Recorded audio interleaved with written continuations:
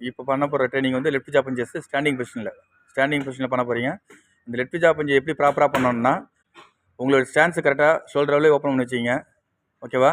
அடுத்தது நெக்ஸ்ட்டு வந்து என்ன பண்ணணும், 2 நீ ஃப்ளெக்சிபிலிட்டி இருக்கணும். அடுத்தது உங்களுக்கு டார்கெட்டு அன்கார் பொசிஷன் ப்ராப்பராக வச்சுக்கணும். சின் டவுன் பண்ணிக்கணும். லுக்கு வந்து ஸ்ட்ரெயிட்டாக இருக்கணும். ஓகேவா?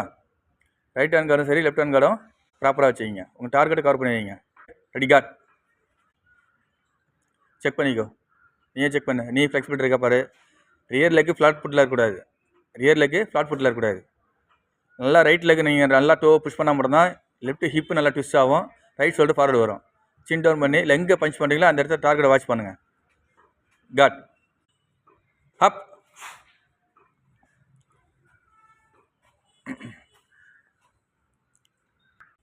அப்.